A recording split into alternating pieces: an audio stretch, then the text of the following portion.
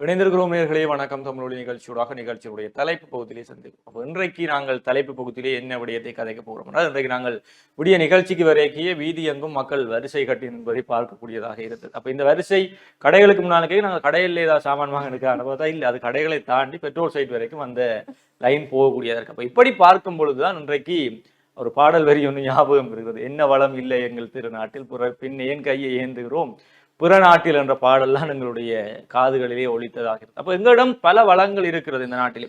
ஆனால் அவற்றை சரியாக பயன்படுத்த முடியாமல் அல்லது எங்களிடம் இருக்கக்கூடிய தொழில்நுட்ப அறிவு அல்லது மாறிக்கொண்டு வரக்கூடிய உலகத்துக்கு ஏற்றது போல் அந்த வளங்களை நாங்கள் பயன்படுத்த தெரியாமல் இருப்பதால் இன்றைக்கு நாங்கள் புறநாடுகளில் கைகளை ஏந்தி கொண்டிருக்கக்கூடிய விடயமாக இருக்கிறது. அது என்னதான் இருந்தாலும் நாங்கள் வாழ்ந்துக்கக்கூடிய போர் சூழ்நிலையோ அல்லது நாங்கள் கடந்து வந்திருக்கக்கூடிய கடந்த பொருளாதார இறுக்கமான நிலைகளோ அல்லது யுத்த காலங்களில் சாமான்கள் அல்லது பொருட்களுக்கு தட்டுப்பாடாகின்ற சூழ்நிலையோ உலகத்திலே எங்கு யுத்தம் ஏற்பட்டாலும் அல்லது உலக சந்தைகளிலே எங்கு பாதிப்பு ஏற்பட்டாலும் உடனடியாக எங்களுடைய எல்லா கடைகளிலுமே வரிசை கட்ட தொடங்கி விடுவார்கள். அது சண்டைக்கு சங்க கடையில் வரிசை கட்ட தொடங்கினது இன்றைக்கு பெட்ரோல் சைட் வரைக்கும் வந்து நிற்கக்கூடியதாக இருக்கிறது. அப்படி இருந்தால் அது மக்களையும் குறை கூறக்கூடிய விடயமாக இல்லை. ஏனென்றால் நாங்கள் கடந்து வந்த காலங்கள் அப்படியாக இருக்கிறது. அதை விட துல்லியமாக உலக போர் நிலவரங்களை அல்லது உலக சந்தை வாய்ப்புகளை தமிழர்கள் கணித்துக் கொள்கிறார்கள் என்ற கருத்துக்கள் கூட மக்கள் மத்தியிலே இருந்து கொண்டிருக்கு. அப்படி இருக்கும்பொழுது இன்றைக்கு இந்த ஐநாவினுடைய மனித உரிமையாளர் ஆணையாளர் நாயகம் போல்டர் டேர்க் அவர்கள் கூறியிருக்கிறார், இந்த வர்த்தக போர்னால் அல்லது உலக இந்த போர்களினால் இலங்கை போன்ற நாடுகள் மிகப்பெரிய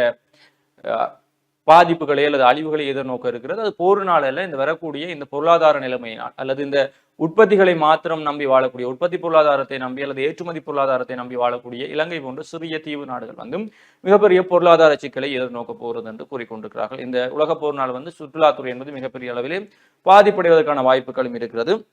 அதை தாண்டி மீண்டும் இந்த கொரோனாவினுடைய திரிவு என்பது சுற்றுலாத்துறையை பாதிப்படைய செய்யலாம்.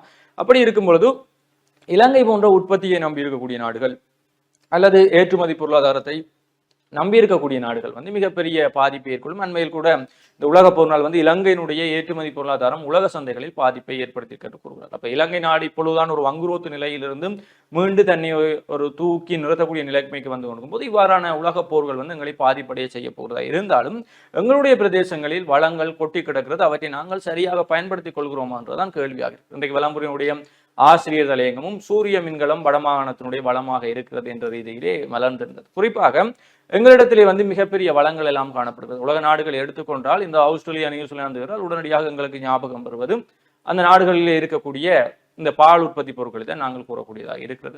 அதே போல இந்த எண்ணெய் உற்பத்தி நாடுகளாக இருக்கட்டும், அதே போல ஏனைய துறைகள் ஒவ்வொரு துறைகளையும் ஒவ்வொரு நாடுகள் செழிப்பாக இருந்து கொண்டு அப்படி இலங்கை அல்லது எங்களுடைய வடமாகாணம் என்று வரும்பொழுது எங்களை சுற்றி கடல் வளம் காணப்படுகிறது. அதெல்லாம் சுற்றி வர கடல் இருக்குது. ஆனால் சுற்றி வர கடல் வளத்தை வைத்திருக்கக்கூடிய நாங்கள் அல்லது எங்களுடைய மாகாணம் அல்லது எங்களுடைய நாடு இன்றைக்கும் மீனை வெளிநாடுகளிலிருந்து இறக்குமதி செய்து கொண்டிருக்கிறோம் என்பதும் இவ்வளவு ஒரு கேவலமான விடயம் அல்லது வெட்கி தலைகுனியக்கூடிய விடயமாக இருக்கு. சுற்றி வர கடல் வளத்தை வைத்திருக்கக்கூடிய நாங்கள் உப்பிற்கு தட்டுப்பாடு உப்பை வெளிநாடுகளிலிருந்து இறக்குமதி செய்கிறோம் என்பது நாங்கள் வளங்களை சரியாக பயன்படுத்திக் கொள்ளவில்லை அல்லது நவீன தொழில்நுட்பங்களை எங்களுடைய வளங்களுக்குள் புகுத்த மறுத்திருக்கிறோம் என்பது கூட ஒரு கேள்வியாக இருக்கிறது. இன்றைக்கு வடமாகாணத்திலே எல்லா பக்கமும் அதிக அளவு வெப்பநிலை கிடைக்கக்கூடிய ஒரு மாகாணமாக எங்களுடைய மாகாணம் இருக்கும்போது இன்றைக்கு சோலார் மீன்களும் இந்த சூரிய மின்படலம் என்பதும் பேசு பொருளாக மாறி இருக்கு. இன்றைக்கு பலரும் முதலீட்டாளர்கள் சூரிய மின்படலத்தை பயன்படுத்துவதற்கான முயற்சிகளில் ஈடுபட்டுக்கிறார். கடந்த அரசாங்க காலங்களிலே அவற்றிலே பல ஊழல்கள் நடந்தது என்று கூட அந்த விசாரணை நடைபெற்றுக் கொண்டிருக்கும் போது இன்றைக்கு பலரும் இந்த சோலார் மின்கலம் சூரிய மின்படலத்தை பயன்படுத்தி அதன் மூலம் மின்சாரத்தை பெற்று அல்லது அதை மின்சார சபைக்கு வழங்குவதற்கான ஆயத்த நடவடிக்கைகளை மேற்கொண்டிருக்கிறார்கள். இந்த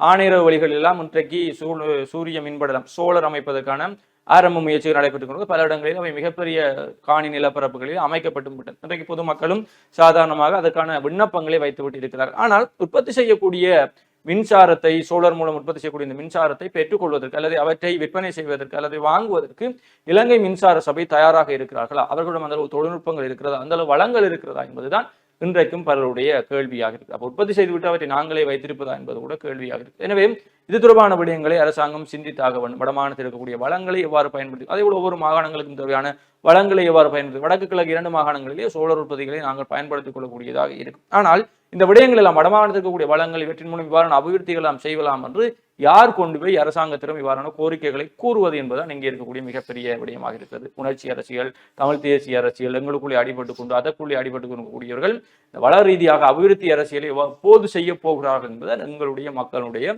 மிகப்பெரிய கேள்வியாகும். அப்ப இப்படியான வளங்களை பாராளுமன்றத்தில் தேவையற்ற கதைகளை தாண்டி அபிவிருத்தி அரசியலையும் உங்களுடைய மக்களுக்காக செய்ய வேண்டும் என்பதும் எங்களுடைய தலைப்பு பகுதியோட எங்களுடைய கோரிக்கையாகவும் இருக்கு.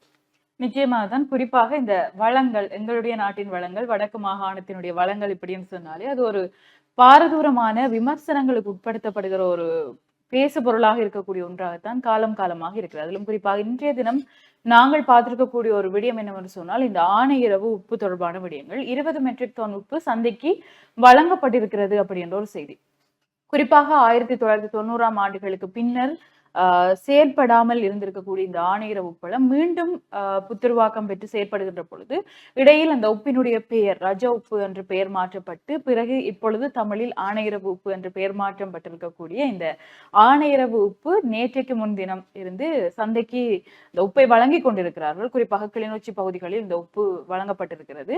அதிலும் குறிப்பாக 20 மெட்ரிக் டன் உப்பு வழங்கி இருக்கிறார்கள் என்ற தகவல்களும் கிடைக்கப்பெற்றிருக்கிறது. அப்ப வளங்கள் என்பது ஹரிகரன் இந்த தலைப்பு தொடங்குகின்ற பொழுது ஒரு பாடலோடு தொடங்கியிருந்தது. அதே மாதிரிதான் எங்களுடைய நாட்டில் என்ன வளங்கள் இல்லை என்ற கேள்வியோடும் ஏன் அந்த வளங்களை வைத்துக் கொண்டும் நாங்கள் பிற நாடுகளிடம் கையேந்துகின்றோம் அப்படி என்ற ஒரு கேள்வியும் தான் எங்களுக்கு அதிகம் இருக்கக்கூடிய ஒன்றாக இருக்கிறது.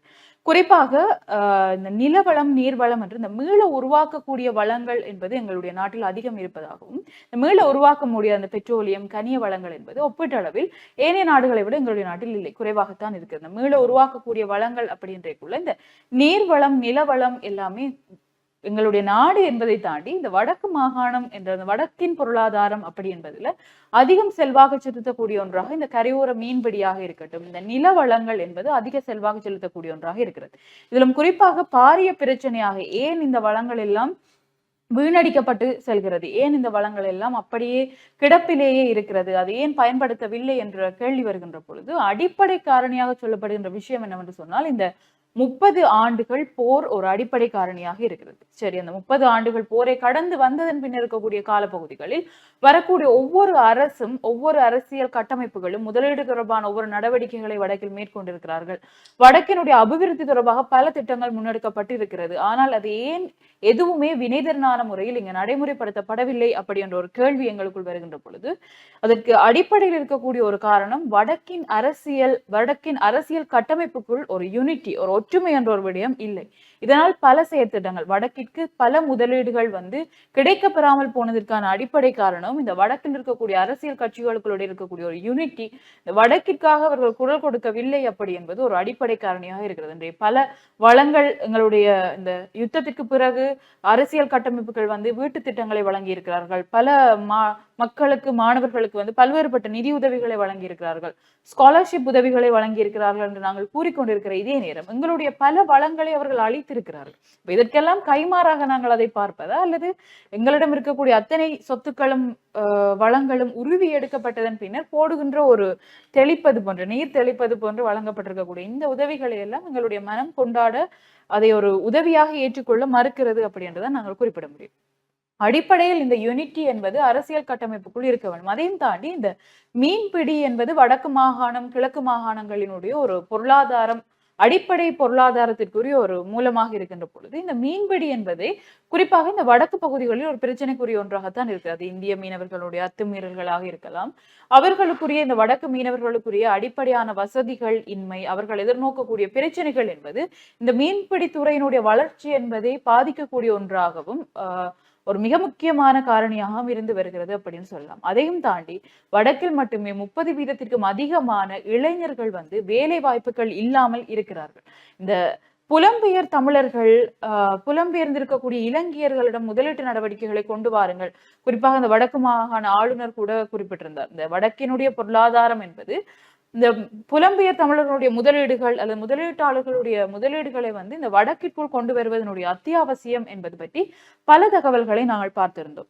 இருந்தாலும் இந்த வேலை வாய்ப்புகள் வடக்கிற்கு வரக்கூடிய முதலீடுகளாக இருக்கட்டும், குறிப்பாக வடக்கு கிழக்கின தமிழர்கள் பிரதேசங்களுக்கு வரக்கூடிய முதலீடுகள் அதி உச்ச வினைதிறனாக இங்கு பயன்படுத்தப்பட வேண்டும் அப்படி என்பதுதான் நாங்கள் கூறிக்கொள்ளக்கூடிய ஒரு விஷயமாக இருக்குது. இங்க வளங்கள் என்கின்ற ஒன்று அது வெறும் நீர்வளம் நிலவளம் அந்த வளங்களை மட்டும் குறிப்பிட முடியாது, மனித வளத்தை கூட சரியாக இங்கு பயன்படுத்துகிறார்களா என்பதுதான் அடிப்படை கேள்வியாக இருக்கிறது. குறிப்பாக இன்றைய பத்திரிகைகளை கூட பார்த்திருந்தோம், இந்த புலம்பெயர் தமிழர்கள் வீடுகளுக்கு அனுப்பக்கூடிய இந்த பணம் அப்படி என்பது இங்க இருக்கக்கூடிய பல இளைஞர்களுடைய உழைப்பை முடக்கி போடக்கூடிய ஒன்றாக இருக்கிறது. புதிய முயற்சிகள் சொந்த முயற்சிகள் எடுப்பதற்கு தயங்குகிற ஒரு தன்மை இங்க இருக்கிறது. அதாவது புத்துருவாக்கங்களை மேற்கொள்வதற்கு இருப்பவர்கள் வந்து தயங்குகிறார்கள் அப்படி என்ற ஒரு விடயம் அடிப்படையில் இந்த புலம்பெயர்ந்திருக்கக்கூடிய அவர்களுடைய மனநிலையும் ஒரு தாங்கள் கஷ்டப்பட்ட மாதிரி தங்களுடைய வீடுகள் இருப்பவர்கள் கஷ்டப்படக்கூடாது அப்படின்னு நினைக்கிறார்கள். ஆனால் அந்த மாதிரி அனுப்பப்படுகின்ற பணம் என்பது இங்க இருக்கக்கூடிய இளைஞர்கள் பலனுடைய முயற்சிக்கு தடையாக இருக்கிறது அப்படி என்பதும், இனி இந்த தேசத்தில் ஒரு மகிழ்ச்சி அல்லது இந்த தேசம் பொருளாதாரம் சார்ந்து தன்னை நிலைப்படுத்துவதற்கு இந்த நில வளங்களையும் நீர் வளங்களையும் சரியாக பயன்படுத்திக் கொள்ள வேண்டும். அதிலும் குறிப்பாக இன்று நாங்கள் பார்த்தது இந்த வலிவடக்கில் விடுவிக்கப்பட்டிருக்கக்கூடிய காணி, குறிப்பாக விவசாய நோக்கத்திற்காக விடுவிக்கப்பட்டிருக்கக்கூடிய காணிகளில் கூட இந்த இராணுவத்தினரினுடைய அத்துமீறல்கள், இராணுவத்தினருடைய இந்த இறுக்கு பிடிகள் என்பது அவர்களுக்கு அந்த சுதந்திரமாக அந்த விவசாய நடவடிக்கைகளை மேற்கொள்ள முடியாமல் இருக்கிறது.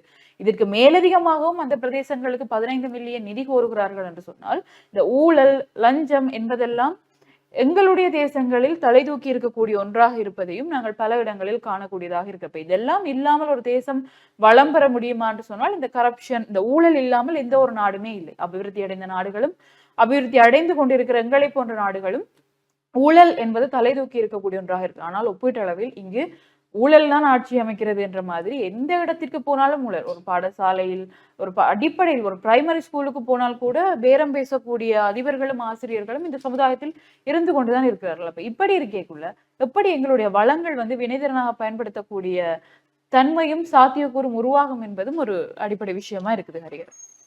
நிச்சயமா.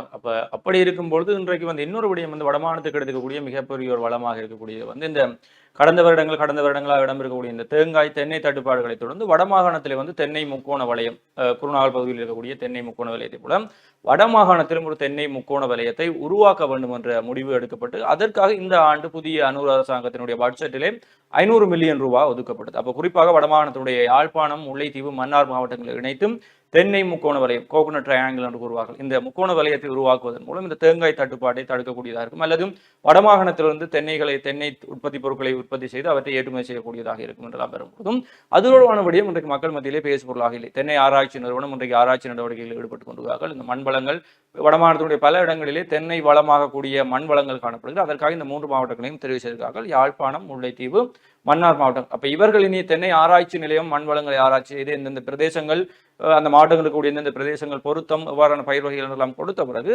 தென்னை அபிவிருத்தி சபை அல்லது தென்னை பயிரிடுவதற்கான சபை, கோகனட் டெவலப்மெண்ட் போட்டோ அல்லது கோகனட் கல்டிவேஷன் போட்டோ வந்து இவற்றை பயிரிட போகிறார்கள். அப்ப வடமாகாண மக்கள் இது தொடர்பான சிந்தனைகளையும் ஏற்படுத்திக் கொள்ள வேண்டும். மீண்டும் நாங்கள் இந்த தென்னை மரத்தை வளர்த்து தென்னை மரத்தில் வார தேங்காயை வச்சு சம்பளம் சொதி பாடிக்கொண்டு அல்லது பழுதா போன தேங்காயை கொப்பராக்கி எண்ணெய் அடிச்சு கொண்டு தான் இருக்க போறோம்னா நாங்கள் முன்னேறுவதற்கான வாய்ப்புகள் ஒருபோதும் இல்லை. அப்ப இந்த வேல்யூ அடிஷன், உற்பத்தி சேர்க்கப்பட்ட பொருட்கள், இந்த தென்னையிலிருந்து உற்பத்தி செய்யக்கூடிய உற்பத்தி செய்யப்பட்ட பொருட்களை எங்களுடைய கிராமப்புறங்கள் அல்லது சிறுகை தொழிற்சாலைகள் அல்லது கிராமங்களில் இருக்கக்கூடிய சாதாரண மக்கள் செய்யக்கூடிய உற்பத்திகளிலே பழக்கப்படுத்திக் கொள்ளணும். அப்படி இப்பவே நாங்கள் பழக்கப்படுத்திக் கொள்ள தொடங்கிவிட்டால் தான் ஒரு 6-7 வருடங்களுக்கு பிறகு இந்த தென்னை முக்கோண வடமாகாணத்தினுடைய தென்னை முக்கோண வலயத்திலே பயிரிடப்பட்டிருக்கக்கூடிய தென்னை மரங்கள் காய்க்க தொடங்கி தென்னை எங்களுக்கு தேங்காய்களை தர தொடங்கிய பிறகு அவற்றை நாங்கள் ஏற்றுமதி செய்யாமல், அல்ல ஏற்றுமதி என்பது வடமாகாணத்தை தாண்டி வழியில் அனுப்பி கொண்டிருக்காமல், என்றால் இன்றைக்கு பார்த்தீங்கன்னா இங்கே உற்பத்தி செய்யக்கூடிய மீன்கள் வந்து ஐசிலே அடிக்கப்பட்டு கூலர்லேயே கொழும்புக்கு அனுப்பப்பட்டு கொண்டிருக்கிறது. இங்கே கறக்கப்படுகின்ற பால் வந்து தனியார் நிறுவனங்களூடாக கொழும்புக்கோ, குருநாகலுக்கோ, மலையகங்களுக்கோ அனுப்பப்பட்டு கொண்டிருக்கு. ஆனால் எங்களுடைய மக்களுக்கு அதனுடைய அடிப்படை தேவை என்பது மிகப்பெரிய அளவிலே இருக்குது. அப்ப இப்படி அனுப்பப்பட்டு கொண்டிருப்பது போல இந்த தென்னையினுடைய உபபொருட்களை வந்து நாங்கள் உற்பத்தி செய்ய பழக்காம விட்டால் தனியே நாங்கள் சம்பளம் சொதியோடு நிறுத்திக் கொள்ள போகிறோம். உற்பத்தி செய்யக்கூடிய தேங்காய்கள் வெறுமனே எங்களுடைய மாகாணத்தை விட்டு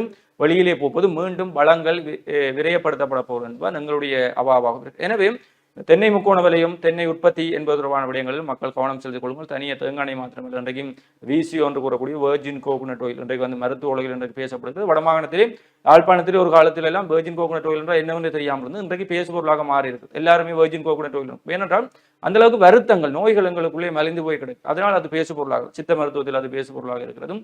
அதை தாண்டி இன்றைக்கு பணம் படைத்தவர்களுடைய தேவையாக இந்த வெர்ஜின் கோகனட் ஆயில் இன்றைக்கு சாதாரண மக்களுக்கும் பயன்படுத்த வேண்டிய தேவை ஏற்படுது. எனவே அது தொடர்பான உற்பத்தி பொருட்கள் இன்றைக்கு தென்னையிலிருந்து இன்றைக்கு தென்னை இளநீரை ஏற்றுமதி செய்கிறார்கள், ஜாம் செய்கிறார்கள், அதே போல பேஸ்ட் செய்கிறார்கள், பல விடயங்களை செய்கிறார்கள். அப்ப நாங்கள் தனியே விளக்கெண்ணையோடையும் அல்லது இந்த தேங்காய் துருவல்களையும் நின்று விடாமல் அல்லது காய்ந்த துருவல் தேங்காய்களை ஏற்றுமதி செய்கிறார்கள். அப்படியான விடயங்களையும் முயற்சித்து பார்க்க வேண்டும் என்பதையும் நாங்கள் கூறிக்கிறோம். அப்படியான வளங்களும் எங்களுக்கு நிறைய இருக்கிறது. தனியாக மண்வளம் என்று கூறும்போதும் எந்தெந்த பயிர்கள் தேவையான என்பது தொடர்பான விடயங்கள், அதே போல இன்றைக்கு சிறுதானிய உற்பத்திகள் ஊக்குவிக்கப்பட இருக்கிறது. முல்லைத்தீவு மாவட்டம் மன்னார் மாவட்டங்கள் போன்ற சிறுதானிய உற்பத்தி கண்டு சிறந்த மண் வளங்களை கொண்ட மாவட்டங்கள் அந்த பகுதியில் இருக்கக்கூடிய விவசாயிகள் நெற்பயிற்சியை தாண்டி சிறுதானிய பயிற்சிகளிலும் கவனம் செலுத்திக் கொள்ளுங்கள். என்றால் இன்றைக்கு அதனுடைய வேல்யூடட் ப்ராடக்ட், அதாவது இந்த பெருமதி சேர்க்கப்பட்ட பொருட்கள் இன்றைக்கு இந்த சத்துமாக்களாக இருக்கட்டும், சமபோசா, பாம்போசா என்ற கூடிய இது வந்து பெரிய அளவிலே தேவைப்படுகிறது. இன்றைக்கு ஊட்டச்சத்து குறைவான சமூகத்தில் இன்றைக்கு அது தேவைப்படும் போது அது தொடர்பான விடயங்களிலும் கவனம் செலுத்திக் பாரம்பரிய விவசாய முறைகளை தாண்டி நவீனமயப்படுத்தப்பட்ட தொழில்நுட்ப சாதனங்களோடு தொழில்நுட்ப அறிவை பெற்றுக்கூடிய விவசாய முறைகளையும் அணுகி பாருங்கள். அதற்கான அறிவுறுத்தல்களை விவசாய திணைக்களமோ விவசாய மட்ட பீடங்களோ அவற்றை மக்களுக்கு வழங்க வேண்டும் என்பதையும் நாங்கள் கேட்டுக்கொள்வோம். அவ்வாறான வளங்கள்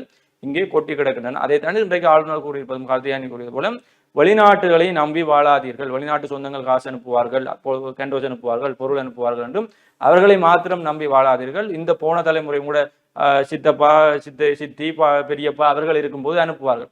அவருடைய பிள்ளைகள் வந்து இந்த வீடியோக்குள்ள காட்சியை வச்சுக்கொண்டு சில நேரம் அனுப்புவார். அதுக்கு வரக்கூடிய மூன்றாவது தலைமுறை உங்களை யாருன்றே தெரியாமல் இருப்பார்கள். பூவாயி வந்து இருக்கக்கூடிய தலைமுறை உருவாகும். எனவே அவர்களை மாத்திரம் நம்பி இருந்தீர்கள் என்றால் வெளிநாடுகளிலேயே மூன்றாவது தலைமுறை உருவாகும் பொழுதும் காசு இல்லை, சின்ன கண்டோஸ் கூட இங்கே வர முடியாத நிலைமை ஏற்படும். அப்ப நீங்கள் உங்களுடைய சொந்த கால்களிலே நிற்க இப்பொழுதே முயற்சித்துக் கொள்ளுங்கள் இளைஞர்களுக்கு கூறிக்கொள்கிறார்கள். எனவே இப்பொழுது பல இளைஞர்கள் இன்றைக்கு இந்த போதை வசதி பாவித்து எழுந்து சுயமா நிற்கவே முடியாமல் இருக்கிறாங்க. அப்ப நீங்கள் கொஞ்சமாவது திருந்தி சொந்த காலில் சொந்த முயற்சிகள் ஈடுபடக்கூடிய வழிமுறைகளை இங்க யோசித்து பாருங்க. இனி உலக யுத்தங்கள் ஆரம்பிக்கிறது, பலருக்கும் வெளிநாடு செல்ல முடியாத சூழ்நிலைகள் உருவாகும். வெளிநாட்டையே நம்பி என்னென்றாலும் ஓஎல் பயிலா நாம் வெளிநாட்டுக்கு போயிடுவோம், ஏஎல் பயிலா நாம் வெளிநாட்டுக்கு போயிடுவோம் என்றும் வெளிநாட்டை மிகப்பெரிய வேலை வாய்ப்பாக பார்த்துக்கொண்டிருக்கக்கூடியவர்களுக்கு மிகப்பெரிய சிக்கல்கள் வரவும் காத்து பல நாடுகள் தன்னுடைய விசா நடைமுறைகளை இறுக்கி கொண்டிருக்கிறார்கள். அதை விட விமானத்தில் பயணம் செய்யறதே பலருக்கும் பாதுகாப்பு இல்லாத விடயங்களா இருக்கும் போதும் அது தொடர்பாக சிந்திக்கணும். இங்கே உங்களால் என்ன செய்ய முடியும் என்பதை வடமாகாணத்தில் உள்ள இளைஞர்கள் யோசித்துக் கொள்ளுங்கள் என்பதையுமே நாங்கள் கூறிக்கொண்டு, எங்களிடம் பல வளங்கள் இருக்கிறது, என்ன வளம் இல்லை என்பது போல பல வளங்கள் இருக்கிறது, பயன்படுத்த தெரியாமல் இருக்கிறோம்,